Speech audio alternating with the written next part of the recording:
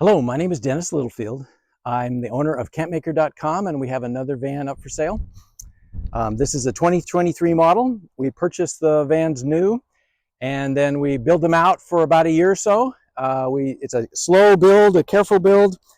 This is a local shop cat that wants to be in the video also. So the ProMaster started in 2014, and so there was, until 2021, there were very few real minor changes to the whole setup, the configuration, the engine, you name it. And along the way, there were a handful of problems that were common to most vans. And what's kind of awesome about the 2023 model, it was the first year of some pretty significant improvements and changes that just kind of complete the package of things that are helpful in a good camper van. And so, for instance, the big windshield, the drains in the front of the windshield didn't work great on the prior models, and they dramatically changed that whole system so that works well. The front end has been redesigned. It has LED headlights, and I think it just looks a sharper front end. And so then they also added a 9-speed transmission. And that new transmission is one that's been around a long time in lots of different vehicles, but is very reliable, and it was just a nice addition to this machine. That it works well, it runs strong and smooth, and so I've had it for about a year and a half or so, and has been flawless. Essentially no mechanical issues at all, and so it's just a really solid piece of machinery. So one of the things that I do with each of the van builds is make sure that they have excellent all-season tires. And so on this model, we've gone with the Falcon Wild Peak AT3s, which is a really good all season, meaning it works great in the winter, it works great in snow, but it also works well on the highway. And a lot of times you need that highway mileage tire depending on where you're going before you get to the off-road situation, the gravel road, the dirt road, or the snow traction in the winter season. And so Falcon Wild Peak is a great balance of all those issues. This van has a 500-watt solar panel on the roof, a max fan, and we've added 6 windows all the way around. They're good windows that, especially for an RV, they're tinted, they slide left and right, very reliable, no issues with them. They're solid glass. Sometimes you get windows that aren't glass, and there are complications with that, but that's a great place to start.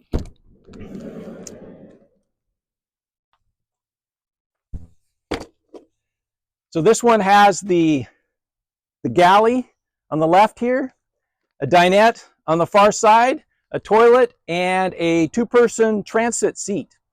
It allows this van to be a 4-seater as far as 2 people in front, 2 people in back. It would be an option to be a family camper van for, say, a younger family, or maybe great for a couple as far as having a lot of extra room and so on in there. But if you occasionally haul other passengers, that's an option.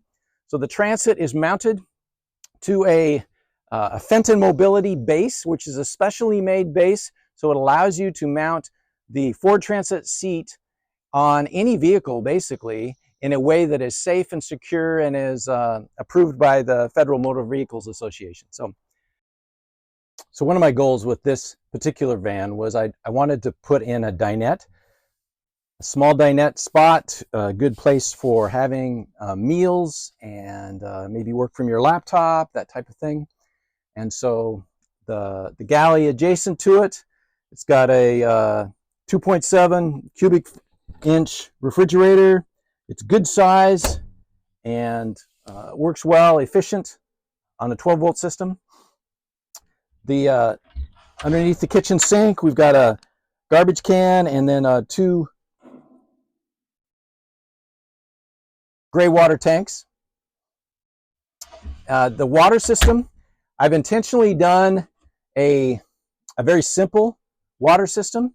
So the faucet, when you turn the handle on, it runs water. So it's got a special switch in it that attaches to a 20-gallon freshwater tank in back. And essentially, the only connection is right at the faucet. So it has the potential of essentially being foolproof. Like, you'll never have water leaks with this particular system. The cup holders The roll down blinds, these are, they snap in place and then roll down.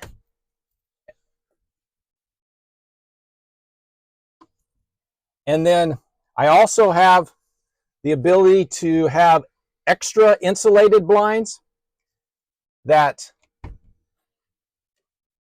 are inserted into these windows. These windows have a deep spot in them. And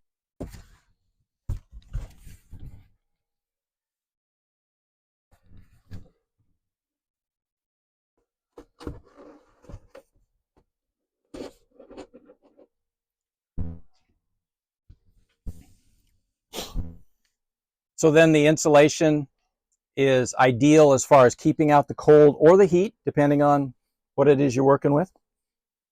Toilets right here.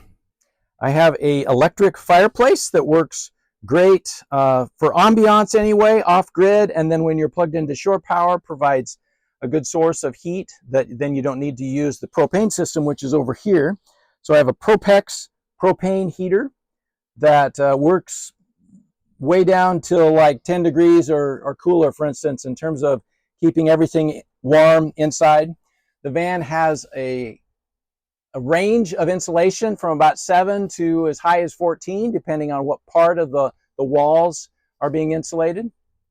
Every single thing in a CampMaker van is done with the idea that if you in the future need to get to something, you should be able to take it apart. And I guess that's basically true across the board. So if there were ever any issues in any of the walls, the panels can be unscrewed and you can get to things. These big cabinets and things are all bolted in place so they can be removed easily. And so essentially with, you know, maybe a few hours of effort, you could basically take everything out of the van if you had to. The beds back here are, it's a combination of storage under the bed, as well as it's got the battery and electrical system right here. This is, it's kind of like an end table. So when it's in the twin bed mode, then this can be in the middle and you can put items that you want next to you in bed. It also kind of helps so you don't accidentally roll over in the middle of the night and fall off the bed. But then this can be moved down underneath, can be set down on the floor. And then these two cushions can be added in the middle. There's a board that goes in the middle and the two cushions come down. And then all of a sudden, instead of two twin beds, it's one big queen bed. And especially, you know, can work well for 3 people or whatever. Not too long ago, my wife and I, our granddaughter, took a camping trip and it worked great. So I would say, you know, 2 adults and 2 smaller kids for sure could fit in it. So it gives you that flexibility that you could have the 4 seaters as well as sleeping. The storage up above is primarily meant for lighter items. These garment bags are referred to as mule bags, and each one, there's 4 of them, can carry quite a bit of gear and so on. And then I've left one remaining spot if somebody wants to add a 5th mule bag up top, that there's a spot above the dinette that would work fine for that too. But I just thought maybe it'd be nice not to have it as far as the headway and so on. All the windows, like I said, are insulated. All of the lighting is independent, so you can turn each light on and off as you need it. And then all of the wall lights have auxiliary USB plugs for them. This is a control panel. A lot of the wires coming from the electrical system come up to the wall behind this panel, which can be easily removed if you need to do any reconnections. But you got the ability to run 120 volt with the inverter, which is a Samlex inverter. You also have DC to DC charging as well as solar charging from a company called Kise, K-I-S-A-E. And so it's up to 50 amps, which is quite a bit for both either solar or DC to DC, which would be from your alternator as you're driving down the road. The Propex control the fridge, for instance, on and off, as well as a number of USB plugs and 12-volt plugs and a paper towel holder. So that's a quick summary of the interior. I'll go ahead and talk a little bit more about the back end. So from the back end, you can access a lot of the storage in addition to from the inside. Like I said, this unit can be moved down below. The two pads can be done on either side to fill the gap in the middle and make one king bed. On the right side, there's a propane vault, there's the heater, and then there's the water system. So at a glance, you can easily see what your water system looks like, how full it is, and then add more. You just flip this lid up and add more water to the tank, so it's very easy to monitor, keep track of.